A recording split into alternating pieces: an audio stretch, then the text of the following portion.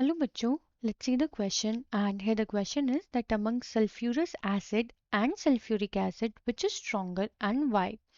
हमसे इस क्वेश्चन में पूछा जा रहा है कि among sulfurous and sulfuric acid कौन सा ऐसा एसिड है जो कि स्ट्रॉन्गर है और उसका रीजन भी बताना है। तो चलिए बच्चों करते हैं क्वेश्चन को and first of all let's see the key concept for this question.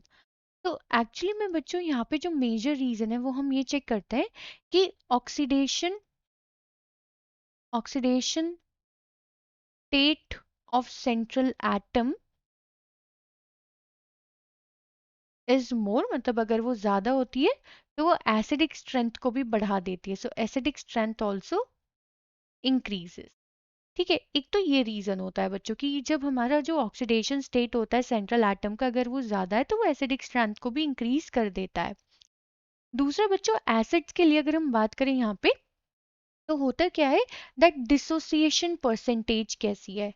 Dissociation percentage matters a lot, मतलब कैसे, अगर बच्चों डिसोसिएशन परसेंटेज बराबर है 100% के, मतलब कंप्लीट डिसोसिएशन हो रहा है, तो वो हमारा कैसा एसिड होता है, वो हमारा स्ट्रॉन्ग एसिड होता है।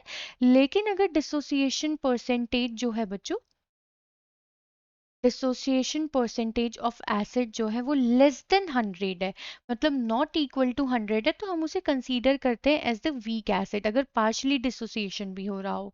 ठीक है, अब हमें यहाँ पे कंपेयर करने को बोला गया है सल्फ्यूरस एसिड एंड दूसरा बच्चों सल्फ्यूरिक एसिड को। तो सबसे पहले तो हमें इनके केमिकल फॉर्मूलाज पता होने चाहिए कि क्या होते हैं।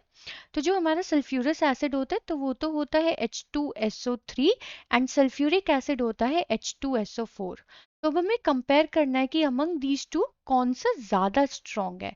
तो अगर हम चेक करें on the basis of first point of view oxidation state के बेसिस पे, तो हमारा जो सेंट्रल एटम है दैट इज सल्फर। तो अगर हम इसका ऑक्सीडेशन स्टेट यहाँ पे चेक करें तो हम कैसे चेक कर सकते हैं, H2 मतलब 2 +1 इसकी वैलेंसी प्लस सल्फर के लिए हम x मान सकते हैं plus 3 oxygen atom and oxygen की वैलेंसी होती है -2, मतलब चार्ज कह सकते हैं हम कि जो चार्ज प्रेजेंट होता है इज इक्वल्स टू 0। तो ये आएगा हमारा 2 + x - 6 इज इक्वल्स टू 0। तो x हो गया हमारा यहाँ पे +4। अब अगर हम बात करें फॉर सल्फ्यूरिक एसिड, तो सल्फ्यूरिक एसिड होता है H2SO4, इसका भी सेंट्रल एटम सल्फर है। तो अगर हम इसकी ऑक्सीडेशन स्टेट चेक करें तो that is 2 + 1 + x + 4 - 2 is equals to 0।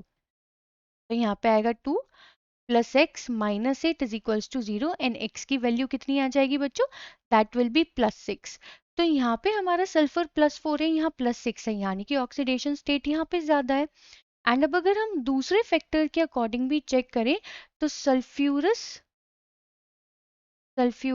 Acid dissociates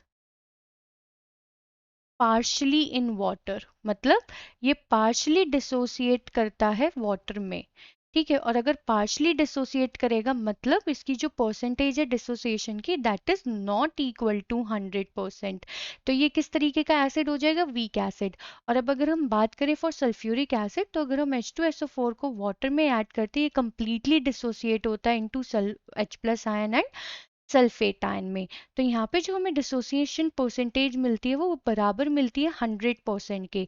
तो on the basis of these observations हम क्या कह सकते हैं बच्चों कि जो हमारा सल्फ्यूरिक एसिड है that is actually a strong acid as compare to sulphurous acid, और ये कैसा है, वीक एसिड। एंड हमसे रीजन भी पूछा गया, रीजन हम कह सकते हैं जो सल्फर एटम की ऑक्सीडेशन स्टेट यहाँ पे कम है, यहाँ पे ज्यादा है। दूसरा ये पार्शली डिसोसिएट होता है और ये कंप्लीटली डिसोसिएट होता है इन वाटर। आई होप बच्चों आपको ये क्वेश्चन समझ में आ गया होगा। Thank you.